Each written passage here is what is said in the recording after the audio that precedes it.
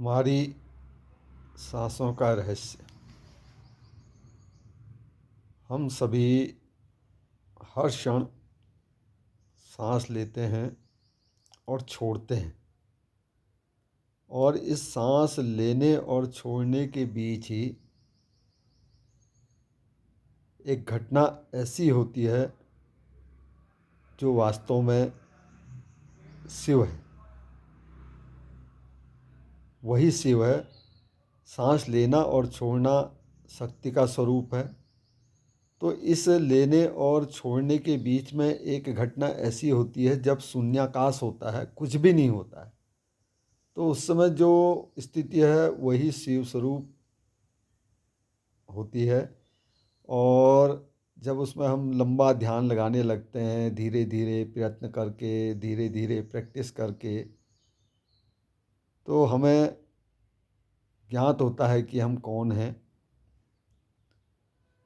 और समाधि की जो अवस्था है वह भी वहीं पर घटित होती है। आपको यह ज्ञाति होगा कि जब हम सांस लेते हैं तो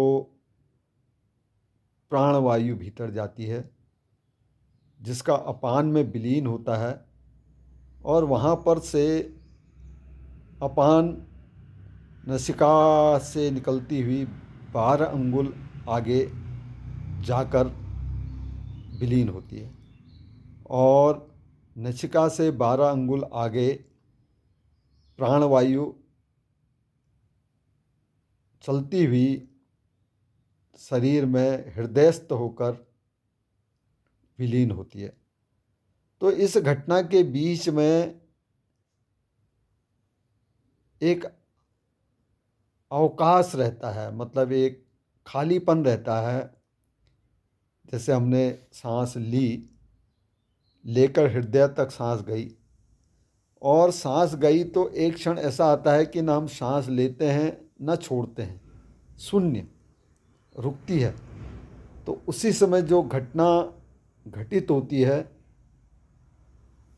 वह ही शोध का विषय है। और उसी प्रकार जब हम बाहर सांस छोड़ते हैं और जब सांस लेने को होते हैं तो उसके बीच में एक आयाम आता है, एक रुकावट आती है, एक खाली स्थान होता है। तो वहाँ पर ही शिव है। हर समय जो हमारी सांसें चल रही है, जो चैतन्यता को दे रहा है, वह शक्ति है। और जब वो निर्वात है, जिसमें कोई घटना घटित नहीं हो रही है, वही शिव है। और इसको जब हम अपने नियमित अभ्यास द्वारा करते हैं तभी हम जान पाते हैं, समझ पाते हैं। यह अनुभव गम्य सहज योग साधना है। सहजता से, कुछ करना नहीं है, कुछ जोर नहीं लगाना है। लेकिन वर्तमान में क्या हो गया कि देखा जाता है कि ये आसन लगाओ, ये शरीर को टेढ़ा करो, यहाँ से इसको मोड़ो। ठीक है, आसन शरीर के लिए ज़रूरी है, लेकिन आसन को योग समझना बहुत नितांत मूर्खता है। कुछ नहीं है। अरे वो तो हम घरेलू परिश्रम करेंगे, अपने घर में मेहनत करेंगे, घर के काम करेंगे, तो वो तो हमारे आधे से ज़्यादा शारीरिक परिश्रम वैसे ही हो जाते हैं। और वर्तमान में क्या हो गया कि केवल आसनों को योग की तरह परिभाषित करने लग गए हैं। जगह जगह दुकानें खुल गई हैं, जगह जगह दिखाया जा रहा है, ज़रूर है, लेकिन योग का मतलब यह नहीं है।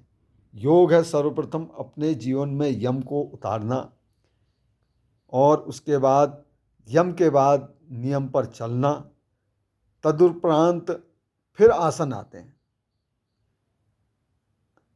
तब जाके शरीर को कसा जाए या उसको वो करा जाए, हठ योग की साधना की जाए।